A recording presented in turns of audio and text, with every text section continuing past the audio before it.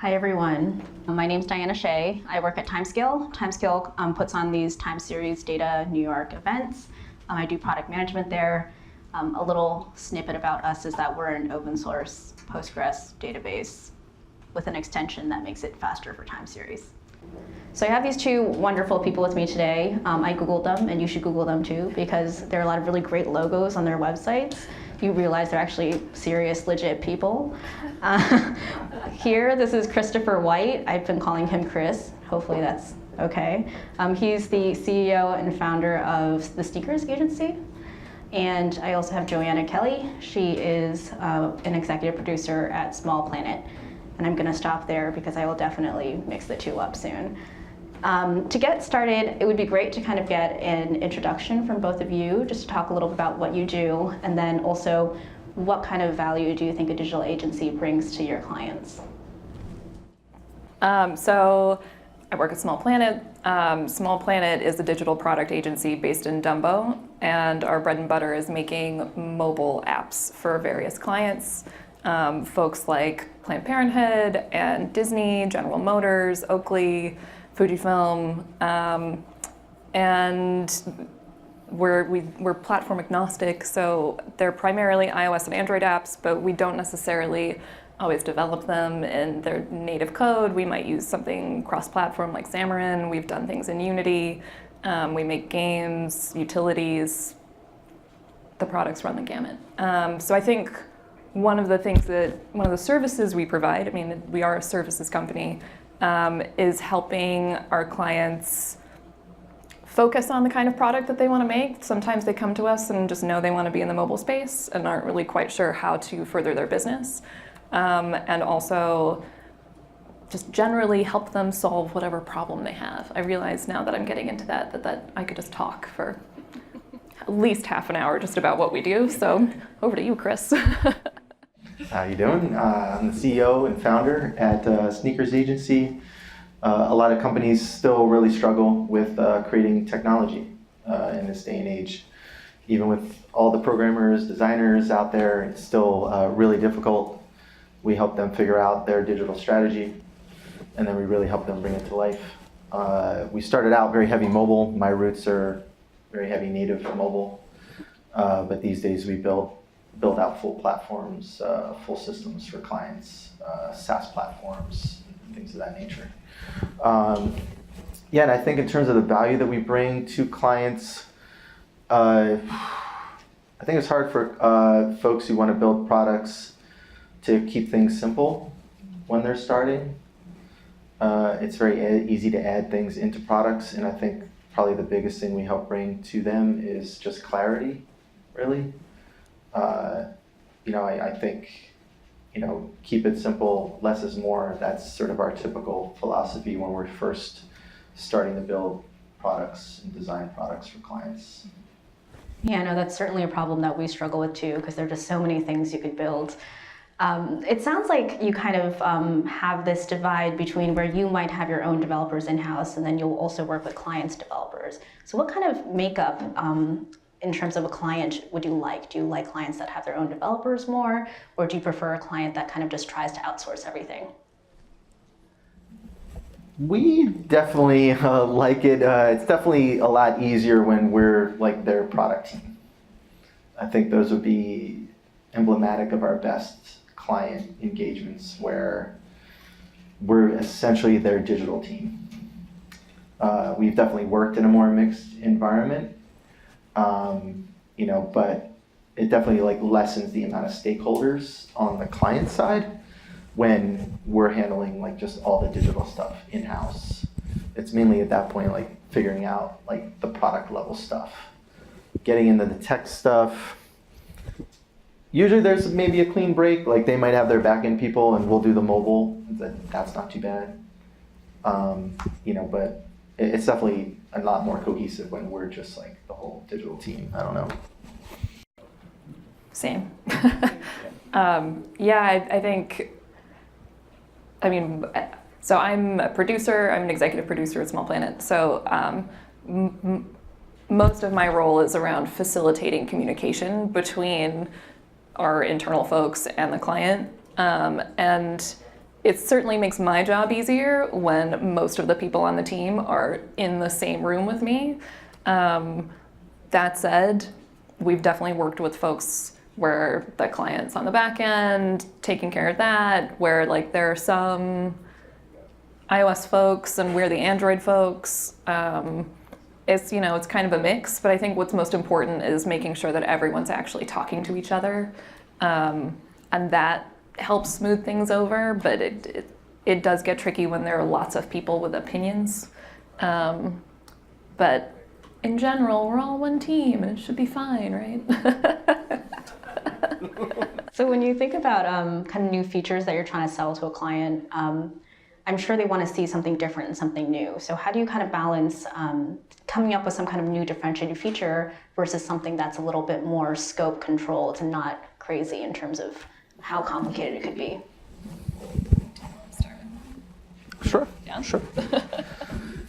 Yeah, I would say if a client is at a point where they want to go outside of the boundaries of what we would typically do for them, we usually try to steer them towards sort of giving us a budget to prototype something, you know, not committing to saying like we're going to make something that's like full-blown production ready, you know, in like 2 months. And actually that's pretty cool because that gives you maybe an opportunity to use and learn other tech that maybe you normally wouldn't get exposed to as an agency.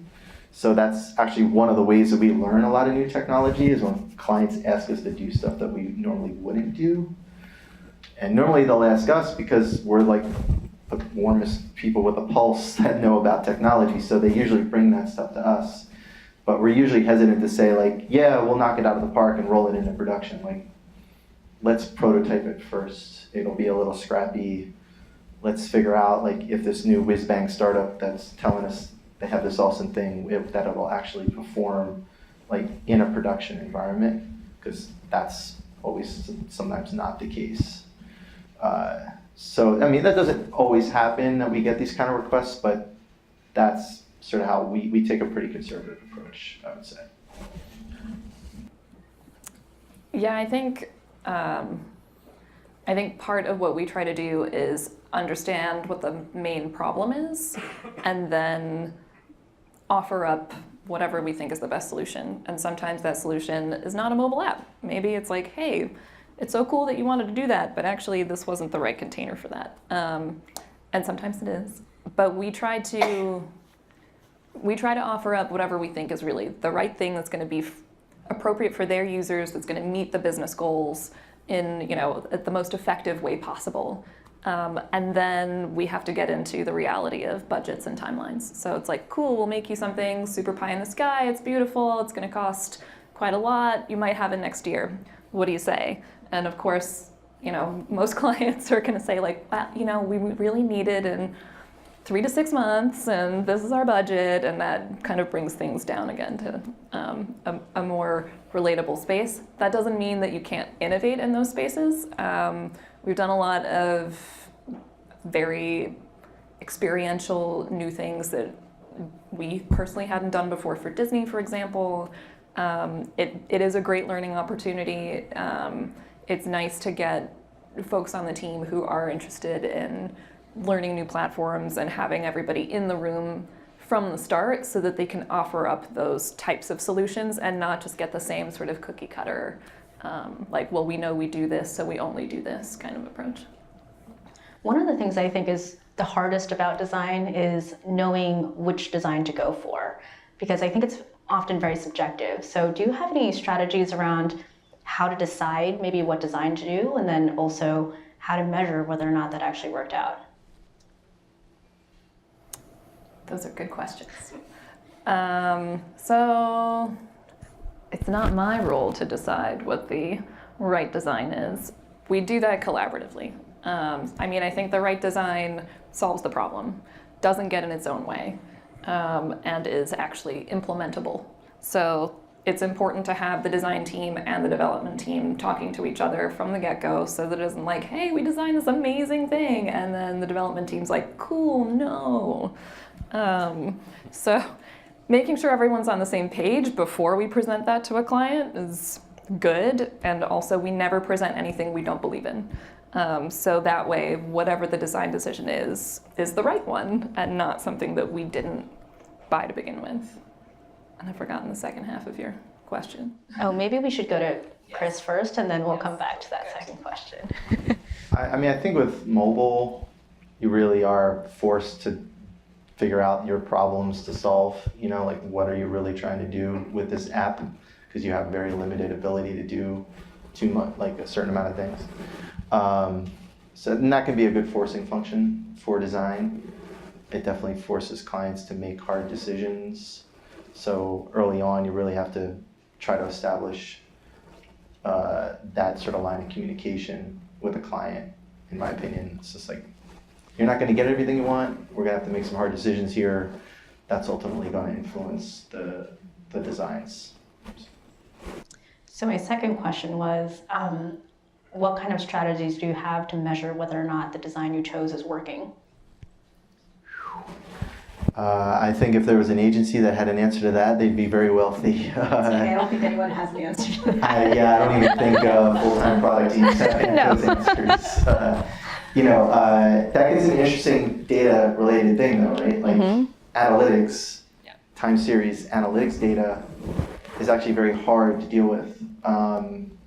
There's a lot of analytics platforms. There's a lot of people collecting analytics data. They're trying to measure stuff. But I don't really see people making definitive conclusions from that data. A lot of times people are collecting probably too much analytics data. Like we usually encourage people to start very broad, collect fewer data points, and then if you feel like you want to drill down and get more detail, start getting more detail. But don't just start measuring everything in your app like under the sun, because you're going to get this deluge of data and you're not going to know what to do with it. Like, there's too many decision points. Naming is also a very big problem in analytics. More often than not, engineers implement the analytics, and then the product person has no idea what the data is that they're looking at.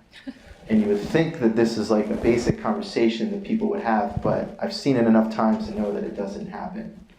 And so people are not doing the prep work to lay out like a good analytics plan to begin with, and then they're getting a lot of crazy data, and then they just say, oh, I'm not going to bother with that data.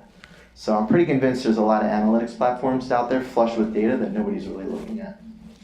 And then that makes it hard to measure. But other than maybe like focused A/B testing type stuff, I think product people probably have a pretty hard time using current analytics tools to make decisions on like how they should iterate their products. That's my personal opinion. Yeah, I think you have to try it. I think you have to trust the team, and hopefully you're surrounded by smart people who've made smart decisions, and maybe you've user tested and confirmed that people seem to be into this design and whatever feature you're working on, and then you put it out in the world and something happens, and you'll get feedback on the app stores. And again, like this, my whole thing is coming out of the mobile space, so I don't know what people do with websites. I don't know. But you get a lot of reviews when it comes to apps, which is sort of a nice way to figure out, like, are there new features? Is actually this whole thing not happening? But as far as like really nitty gritty, like, oh, are people even finding this button to take them to this new feature? Like, ugh. Turns out we're not tracking that button. Like, okay, let's track the button. And then, okay, well now we need to wait and collect that data and actually find out, like, oh, well, did they even make it through onboarding to see that that button was there? So it gets pretty tough. I can speak to one web tool that's pretty cool, which is called Full Story. Oh yes, I've heard of it. Full Story is pretty cool if you're into web. You can see like a video like type playback of how somebody was like interacting with and using your website. So you would pretty quickly see if people are going down certain paths that you want them to go down. With a website connected via a broadband connection or like good Wi-Fi, like you can sort of maybe deal with that additional data throughput, but on mobile, I don't know, maybe they're working on something for mobile. I've never quite seen anything sort of like that. There were some early tools that would embed with your app and just track everything, right? And then you get this like feed of data, like just things being tracked, and you got to like name them and stuff, and it was like just a disaster, and it like bloated your app.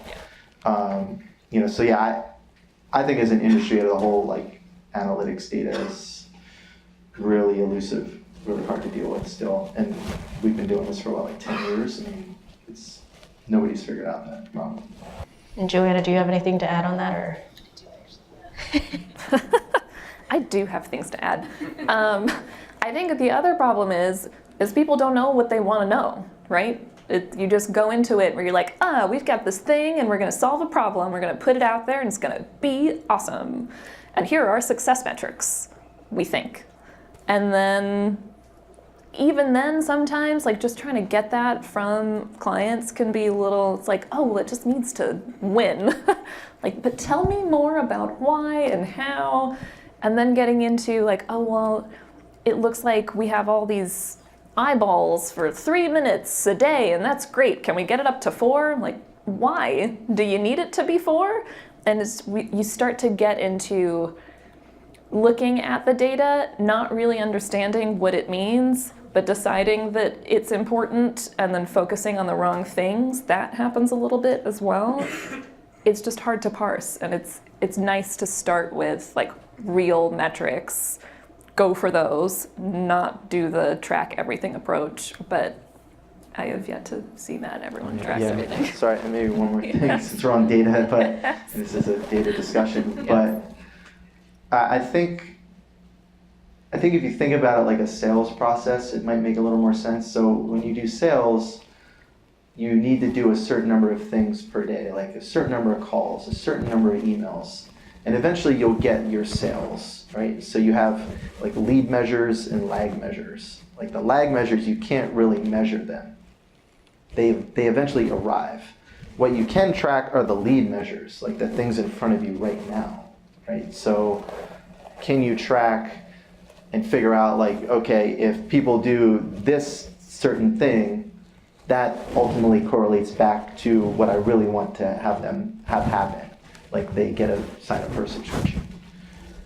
But even then, like none of the tools make it easy for you to make that correlation. Like you still have to do that correlating yourself. So that's what I mean, like people don't even know how to track stuff that way. And if they do, then you still have to do the final extrapolation to like bring it all together. So I know we have a lot of data scientists in the room. So when you talk about extrapolation of data, do you think anyone can use like an off-the-shelf product like Full Story, or do you think there's some other strategies that go on there? I mean, it's tricky. As an agency, we're always trying to find the best off-the-shelf tools that are mostly free, that we can find, because we don't want to ask a client to have to pay for something else to get them what they need. So, that's always a big concern for us. And having to integrate something else is, we have to have them create an account, and then we have to integrate it, which we have to charge them to do the integration. So, we try not to go too nuts with what we do. But I mean, there are standard things, like we'll implement New Relic for certain things, just for monitoring and good data from there, for systems monitoring and stuff like that. But we definitely try to lean on as much sort of tried and true, tested, off-the-shelf free stuff as we can. Does that sort of help? Yeah, no, that makes a lot of sense, because I do think the adoption of a tool is also a really important consideration when you're thinking about tooling. Yeah, I think it depends a lot on our client and whether or not they have data folks available, if they're already using certain platforms. But when it's a completely new thing, we're helping somebody get a new business off the ground, they're trying to figure stuff out. Knowing how technical they are, who's actually going to start doing this, who's going to be monitoring the data, like all that kind of stuff, those are considerations, as well as cost. Because often the platforms that we think are going to be best at solving their problems can cost tens of thousands of dollars, and that's a consideration. So we talked a little bit about how you can use data kind of in the back end to figure out what product features to build or whether or not it worked. But on the front end, what kind of data do you think is really valuable right now? Like maybe with like Google, they have all of our personal data. What kind of data do you think is driving some new features? That is a tricky one. I don't know if this is just because I've been thinking about it. I think health-related data is kind of interesting around privacy and what data is yours and what data belongs to the people tracking it, as well as, I don't know, search data, things that you might just take for granted as being yours but belong to other people. That maybe gets into a slightly different type of conversation. A more politically charged conversation? Take it back. I'll take it back a little bit. I think the other thing is just usage. So getting into like loops that keep people in an app, not necessarily because it's actually benefiting them, but because that is what the person who made the app wants you to do. So I think that kind of data is interesting as well. And seeing that, knowing that it's there from a consumer perspective, bubbling that up as, Apple, for instance, has been doing like the time and tracking stuff, how long you're spending in apps, making that more visible, I think is kind of where stuff is going. I think I've lost track. I've lost the thread a little bit. Okay, on to Chris. Yeah. I'm from a location-based background, GPS background, so I'm always interested in sort of where things will go with location-based contextual sort of scenarios. I don't think the industry has sort of cracked that nut, for lack of a better expression. If you have all these apps tracking your location in the background on your phone all the time, like it drains your battery, there's a lot of issues just around that.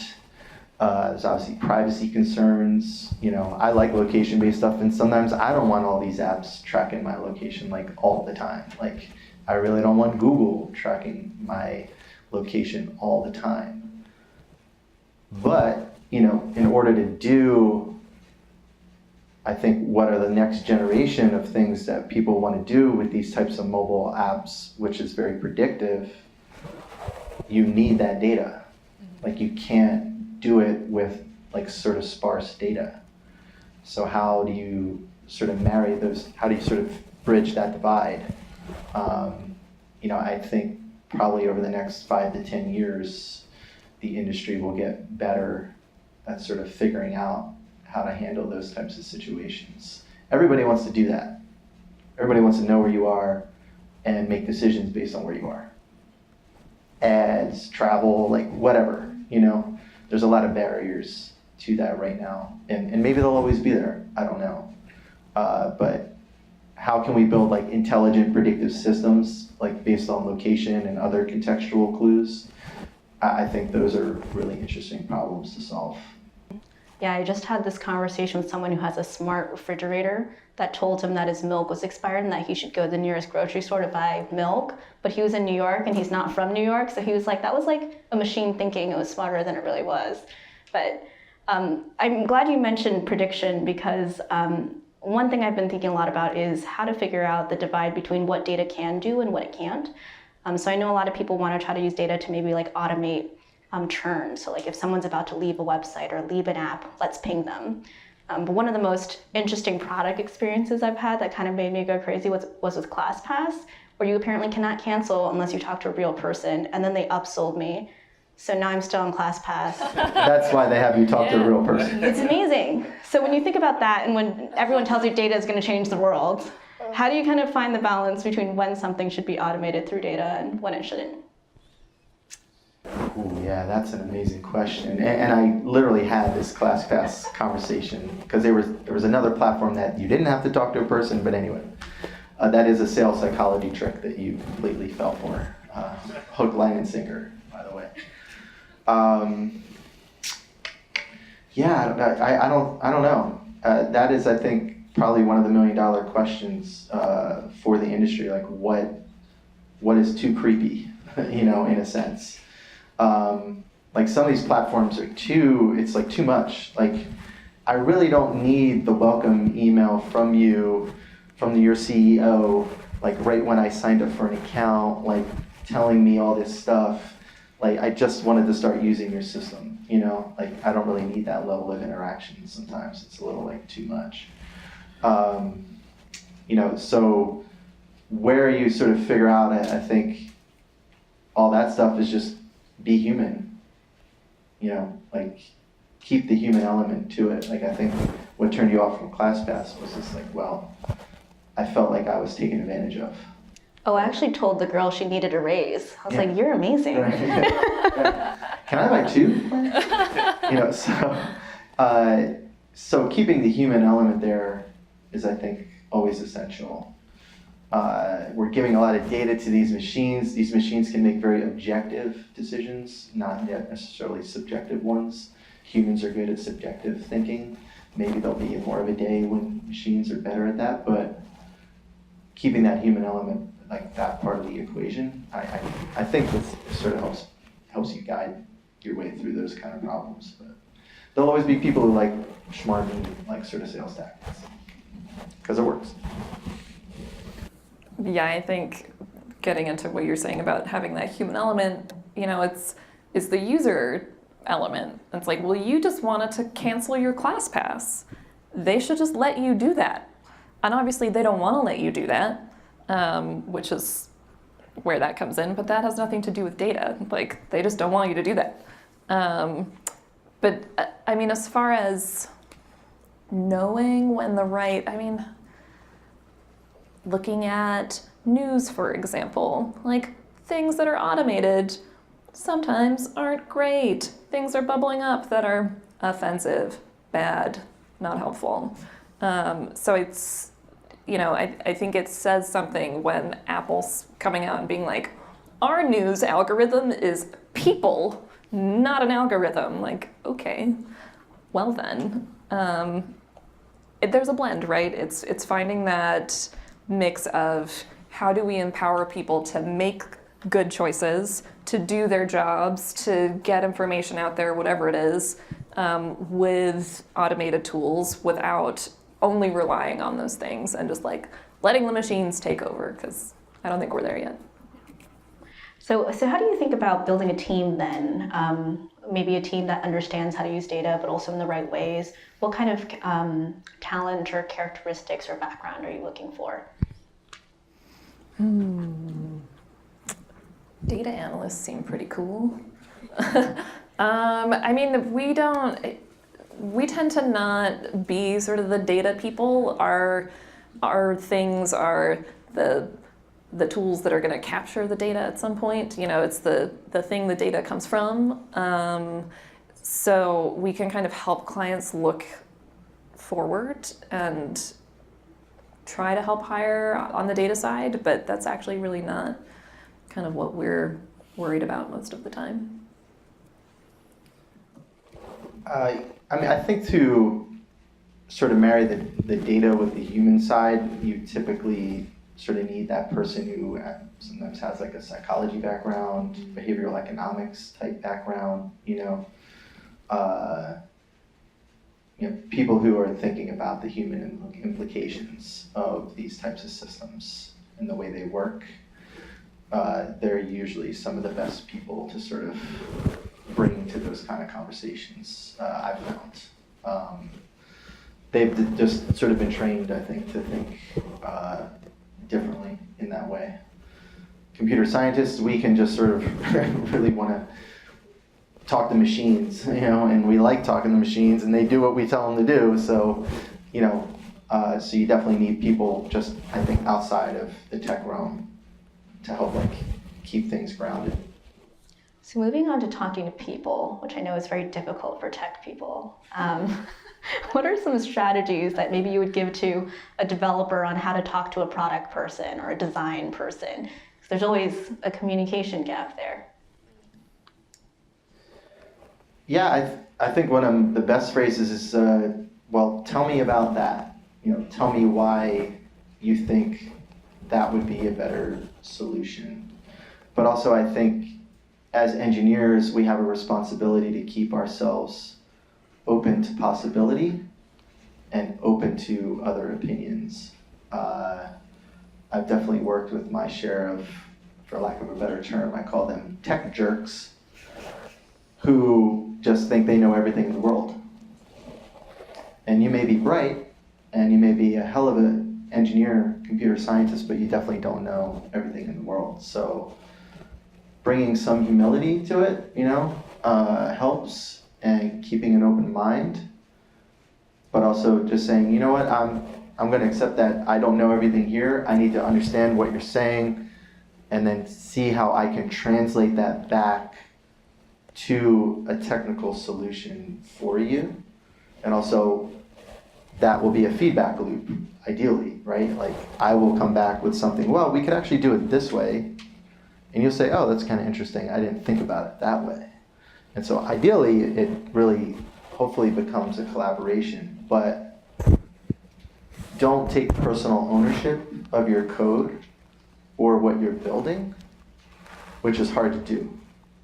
I was an engineer for years, and that's really hard to do. That's interesting. Don't take things personally. Yeah, and it's not your code. You wrote it, sure, but just let it go. Have enough self-awareness. Just say, well, that's my code, but I can look at it objectively for what it is. Like, don't take it personal if somebody says it's not doing what it's supposed to do. But yeah, I found some engineers, they can just close themselves off. Blaming users is also not good either. If your system isn't working for users, it's probably your fault. Could be the product person's fault, the designers. So respecting the user is really something that we try to,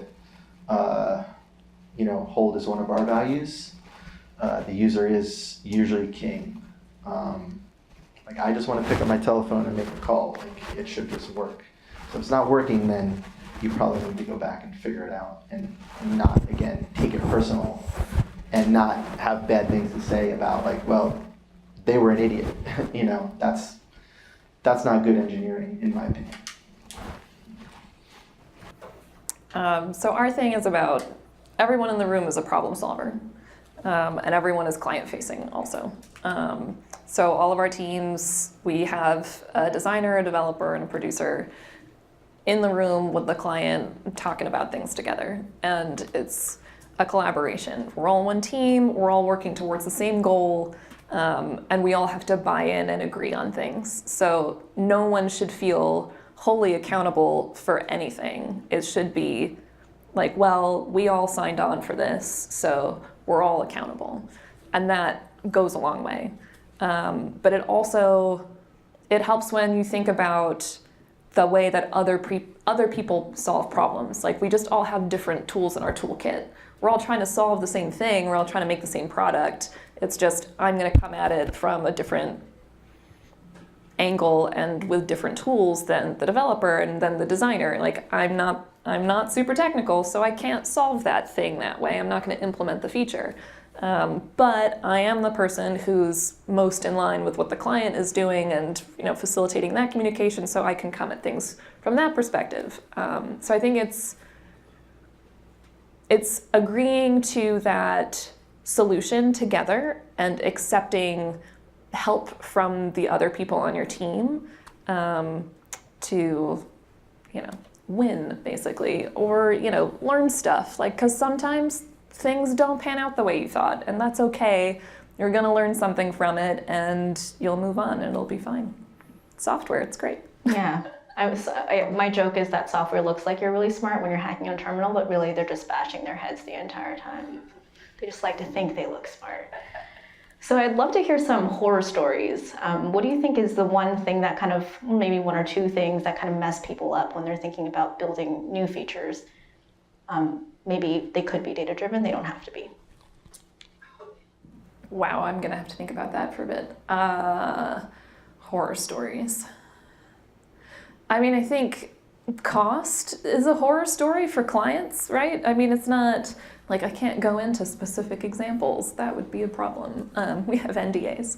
But I think it's people coming in and being like, oh, we've got such a good idea. It's going to be amazing. And like, oh, we're so excited. And then they have no budget. And that's a real bummer for everyone.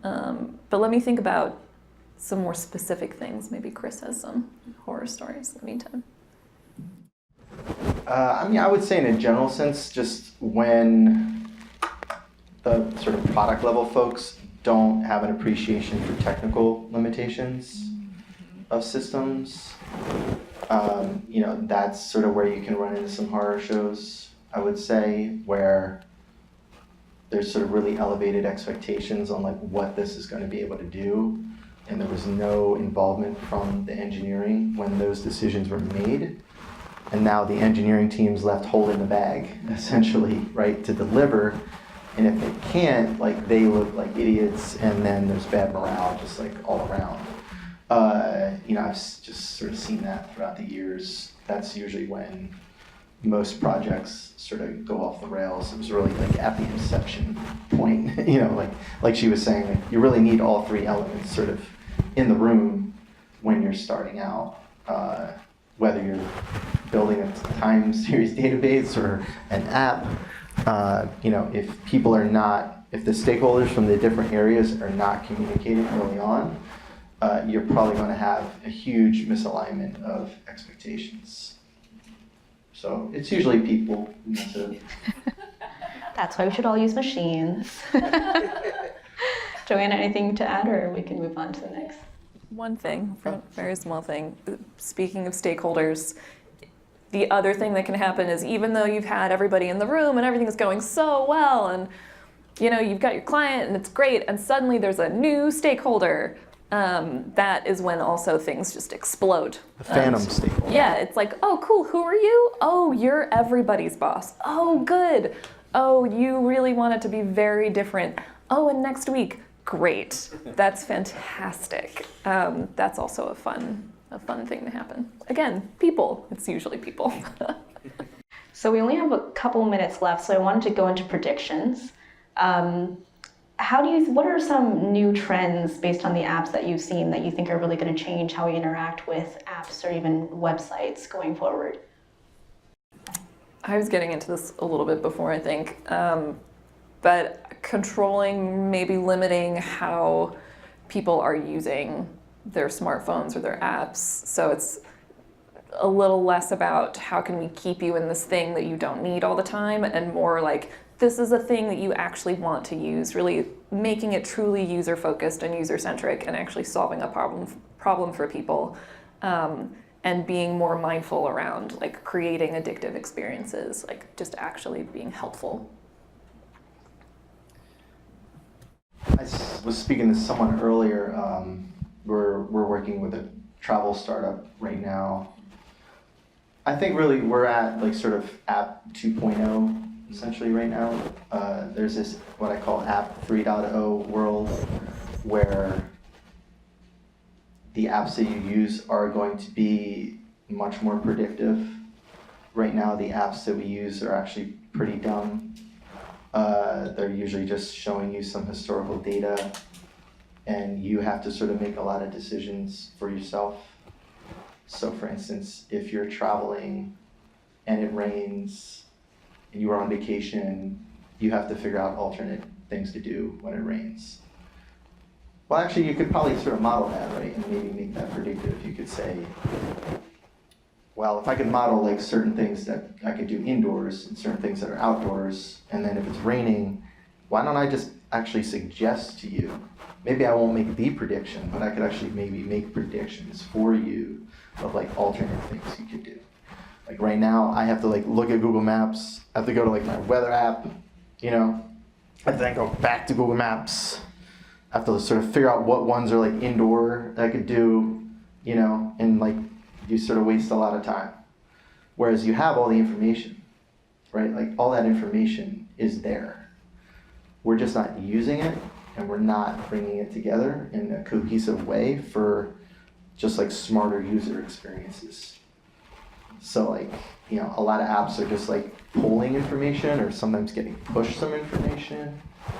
But I think like the real like sort of fun stuff is going to be in the predictive capabilities, taking time series type data and like figuring out how to apply like machine learning models to that stuff to then be able to drive like more predictive types of features for user experiences. That is hard to do.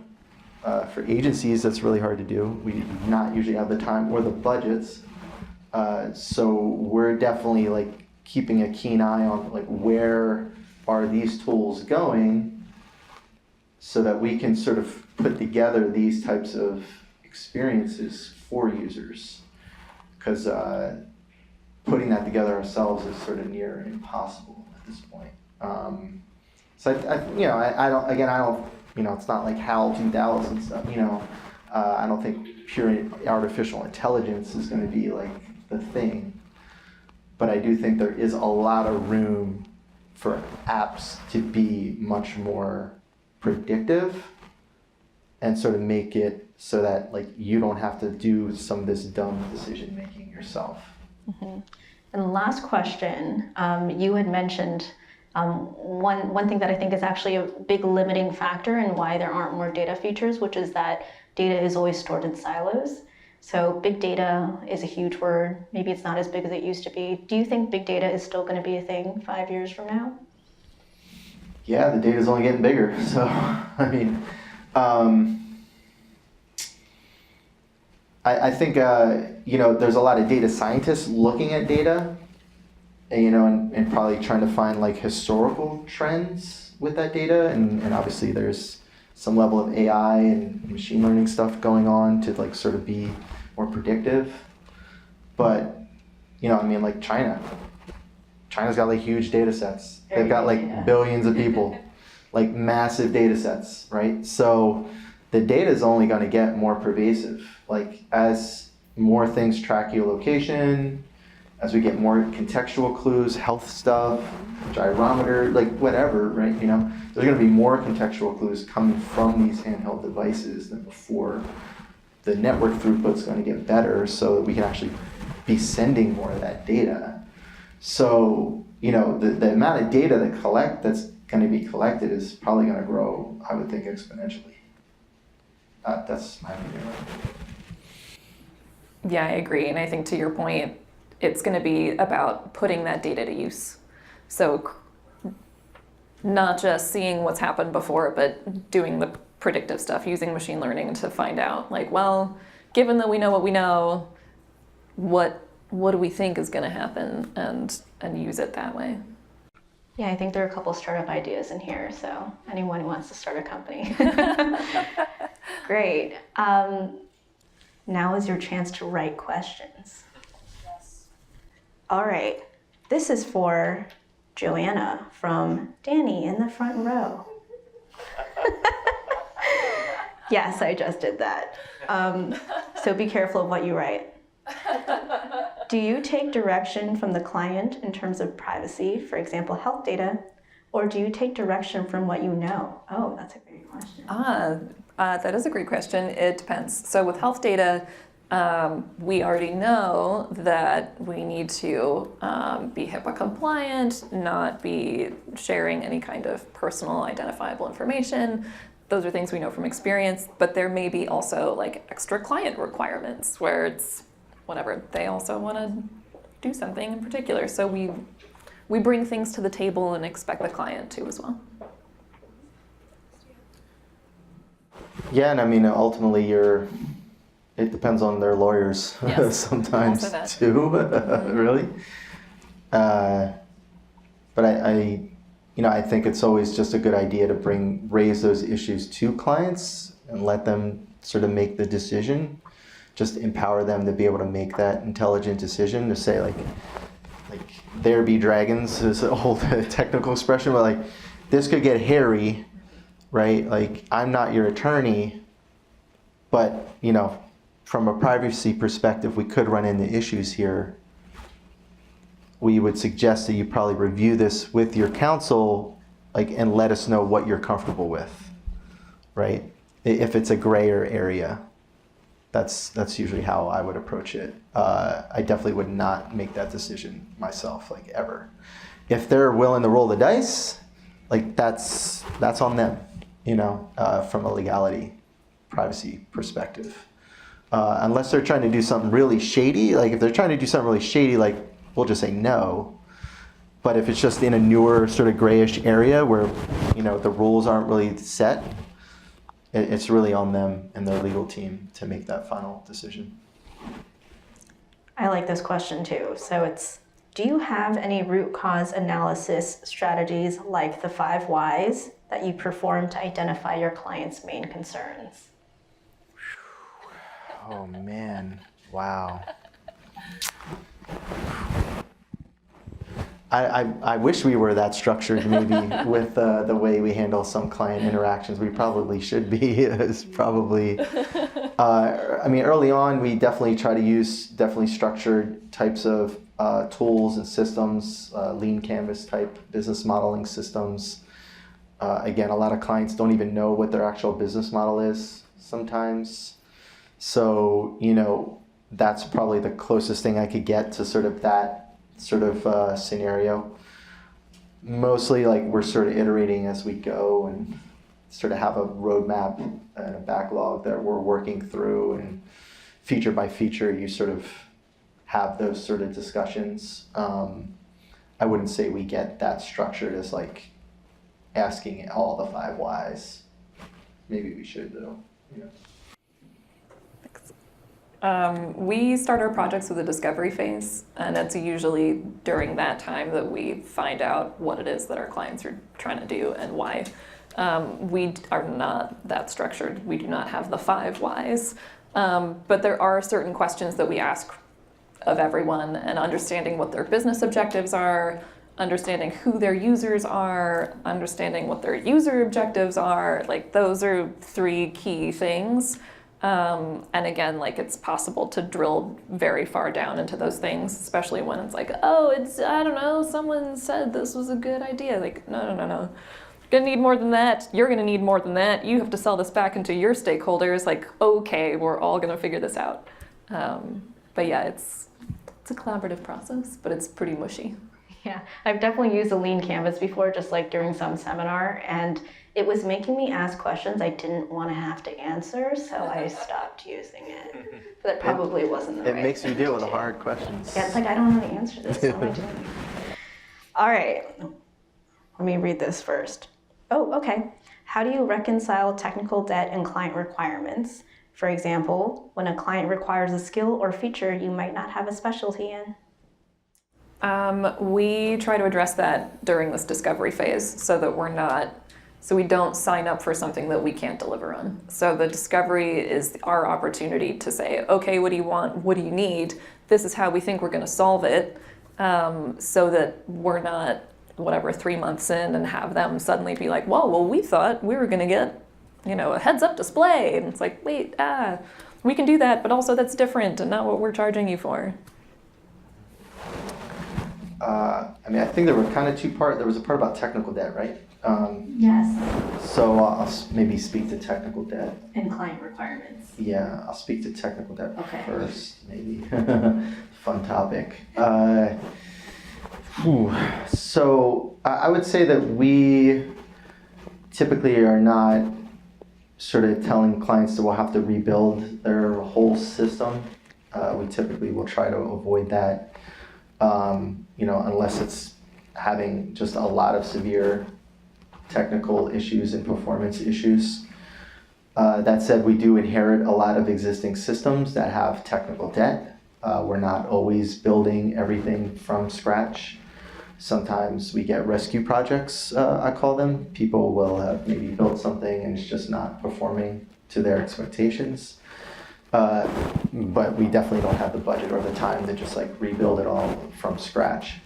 So, dealing with technical debt as an agency is hard because we're not like full-time staff. I've worked at most companies and they have a hard time dealing with their own technical debt. The best way we've found to do it is to try and have sprints dedicated to that. where you're not doing new feature development for 2 or 4 weeks.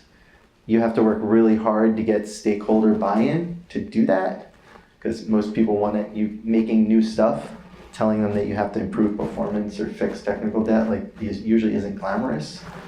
But that's, sort of what we found is the best way, sort of like just pause new feature development for a bit and have a cadence where periodically, every so often, it's known that we're just going to have to deal with some technical debt. I think if you make it like habitual like that, then the other product owners, stakeholders get used to it. And you can use it as a way to like let them know like, hey, you have time to regroup too on the product side. So like, we're going to regroup on the tech side, you guys can regroup on the product side, and then we'll get back into our flow. And then the second part was about Client requirements. Client requirements. Ooh, boy. I think we really try to sort of figure out the like sort of user end goal with any requirement. It's easy to just start getting into the technical weeds when you start thinking about requirements, and we do try to factor in the technical stuff. But we really just try to figure out like, okay, is this sort of going back to what we originally said was the mission of this whole system or this whole platform? Is this aligned with sort of what your business is trying to do? And usually that wakes people up. They say, oh, say you're kind of right. That's, we don't really need this Snapchat filter in here, kind of thing. So, I think there's ways to like let people figure that out for themselves via an intelligent dialogue. Yeah, I think the takeaway is that it really all just comes down to the people. On the technical debt point, though, I think it's interesting that you mentioned kind of finding time between 2 different development cycles to clean things up, because I have found that to be really useful too. The other thing that sometimes we'll do is actually schedule time to fix technical debt in the actual roadmap, so it becomes a roadmap feature item, and so you feel like you're actually working on a feature, because people like to work on features. And you could say performance is a feature. Yes. Actually, right? Absolutely. So if you sell it that way, usually the higher ups, like they understand it, they get it. Yes. Yeah, did you want to add anything on that? Agreed. All right, we're in full agreement. As an agency, how do you balance production delivery and things like scalability, maintenance, and monitoring? Or do you just do enough and hand it over? Sorry. I actually did not read that precisely the way it was written. It came off a little bit more snarky than I wanted it to. I think you nailed that question, actually. Like the entertainment, yeah. I think Joanna hinted a little bit, right? Every client is going to be different. And so when you take on a client, you have to really try to understand what would this client actually be able to support once we go live with this system, right? So if you get like a solo startup founder who wants to build Uber, and you build them Uber, what's going to happen once it goes live? They're not going to have the money to maintain it. They need like full engineering, just to keep it up and running. So for us, I would say we try to find opportunities to keep things simple and only go more detailed if we have to. So I'll give an example. For a lot of, like, say, web applications that are maybe micro web-like applications, we'll typically build and deploy those on Heroku. I don't know if everybody's familiar with Heroku, but it makes it really nice to have a simple, concise workflow and not deal with a lot of DevOps stuff, because it's usually the DevOps that clients aren't going to be able to deal with. So, when we're speaking to the client and trying to understand what they could support, that ultimately influences like what we would feel comfortable building, delivering, and maintaining for them. For more enterprise clients where maybe they don't have an in-house team, you're definitely just going to be doing more stuff on AWS. The expectation there is that they're going to have sort of that monthly budget to keep iterating and supporting it long term. But yeah, I've seen a lot of disasters of people building like really complex systems for people who just really would never be able to take on the responsibilities of owning that kind of system. So it's a difficult conversation to have with someone who doesn't maybe understand technology, but we'd rather tell them that up front than like build and ship this whole thing and then it's like a 2-person team and it'll be a disaster.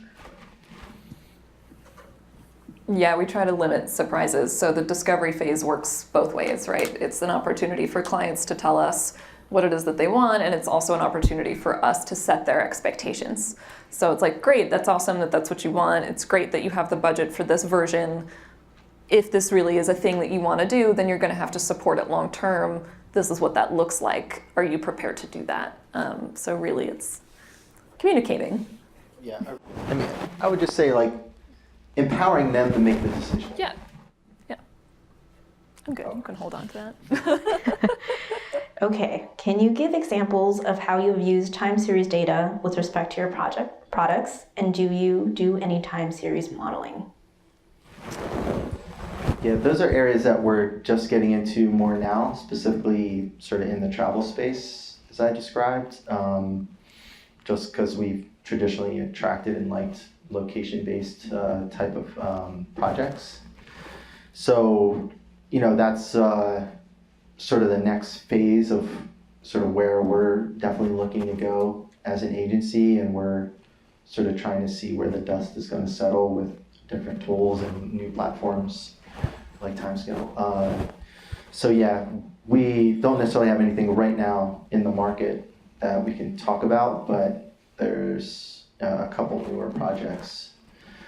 It takes agencies, I think, a little bit of time to catch up on certain things. At least again, for smart agencies, they're not doing stuff that's too bleeding edge, again, unless you're prototyping. So whereas like probably the enterprise industry or other folks have sort of been in the weeds with this stuff for a while, a lot of us are like sort of starting to play a little catch up and trying to figure out how can we provide these sort of predictive type things, how can we do a better job with machine learning, do a better job with data science without charging clients an arm and a leg either, you know. There's definitely clients who want to do this kind of stuff, but a lot of them can't always afford it. So, you know, we just run into a lot of those kind of constraints. But I think more agencies are probably going to start budgeting these types of roles into projects because they're going to have to. And we're definitely going to sort of start figuring out the tools. I mean, we're definitely an AWS shop, so we're most familiar with like Redshift and things like that. You know, so I would say we really haven't exposed ourselves yet to too much outside of like Amazon's world. We're definitely open to always sort of seeing who's out there and what they're doing. But it definitely helps, again, even with client handoff, if we're not using too many different like disparate systems. Can you repeat the question for me? I zoned out. Can you give examples of how you have used time series data with respect to your products, and do you do any time series modeling? Okay, so we don't do any time series modeling, but because they're mobile apps, like all the data is time series data. I mean, just at a like very base level, like retention is a thing that our clients are all very worried about, and so they want to know how long has somebody been in there and what did they do along the way. A very specific example of some very time-specific things that we were looking at and had to solve in an unexpected way was we made a birth control and period tracking app, and knowing when users missed their pill is something that we could do, but helping the client understand if the users were missing their pills less often over time was surprisingly difficult, because the way that you say I took or didn't take my pill is a toggle. So each data point would say, you know, every time they did a thing, it was just the action, like pill taken, pill missed, and they could do both in the same day. So trying to capture their like that user state was sort of different for us because we don't normally worry about what the user states are. It's just like we're capturing the data, they tap the thing, we move on. So that was kind of a new problem. Yeah, that's an interesting example. Chris, did that inspire you to have any other examples, or am I putting you on the spot right now? No, I mean what I mentioned, a route location based. Oh, yes. That's really a great example too. But in that case, was it, I guess they wanted it to sort of help them stay on their schedule, so you needed to sort of be able to predict in a way. Interesting. Yeah, that's pretty cool. I need to try out that app. So, how would you recommend someone, this is our last question, by the way. How would you recommend someone fresh out of school going into a tech role to get used to business perspectives? Boy. I would say really definitely keep an open mind to the challenges that business people have to face. I think until you're in a situation where you're trying to build a business and a startup yourself, it'll be hard for you to have that kind of appreciation.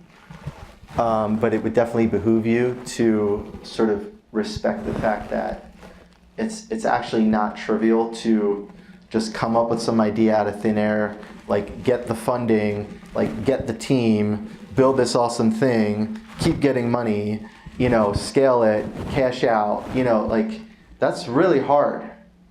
And so if you don't have respect for that, it's definitely going to limit your ability as an engineer and your future as a career, in my opinion. Going into business, probably the hardest thing I've really ever done. Marketing is really hard, actually. Like nobody really tells you how to do good marketing. It actually turns out it's really hard. Sales is actually really hard.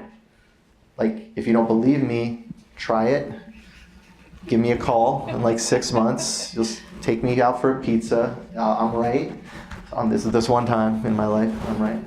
But, just appreciate that everybody on the team has their own unique problems to deal with, and that you're a part of this bigger process and picture, and that you have to respect the fact that, like, the sales guy's out there trying to get the sales so that they have the revenue so that you still have a job, and if he's asking for some feature you don't have, like, maybe that's a bit on him, but actually maybe it'll push you to figure something out that you wouldn't have figured out before, and so that's an interesting actual feedback loop, right, between like sales and business and engineering. They don't always have to be like at odds.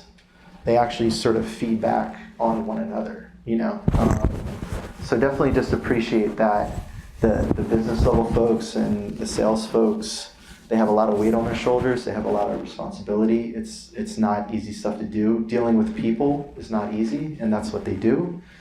If you're an engineer and you like dealing with computers like I was for a while, it's because they do what you tell them to do. Humans don't do what you tell them to do. So just realize that they're dealing with the humans, and that's actually really hard. I think especially if you're fresh out of school, people expect you to ask lots of questions, so do it. I think that's the best way to just understand what's going on, and hopefully you'll be in a place where people feel comfortable being very transparent. But I think that's the best way to understand where the business folks specifically are coming from, or just whatever. Just talk to everyone available to you, and hopefully you'll be able to piece together how everything works and how it's all connected. And then you'll end up with that perspective and understand, like, okay, someone had to order the computer that I'm using today, and like it's really annoying that my mouse is doing this weird thing and I've got to talk to someone about that, but like this is all being facilitated a particular way and I fit into this way. And I think when you're just out of school, I know I was pretty idealistic as an engineer, and you look at things in absolute terms. So really take into consideration that the folks at the business level usually have to deal with picking the lesser of two evils. Like, they don't usually have the luxury of making like purely idealistic decisions. So just sort of try to temper your expectations on like why, and maybe ask them, like, I'd love to just hear more, or tell me more about like sort of why we sort of went this direction with the product. You know, what are you guys dealing with at the business level? It actually would be really great to know that. I mean, I think if you asked them, they'd probably really be interested in telling you. I certainly did not ask the business people enough of that. When I was just an engineer, I thought all the salespeople were jerks. Yeah, no, that's amazing advice. I want our entire team to come listen to this last 10 minutes. So anyway, that's it for today. I want to thank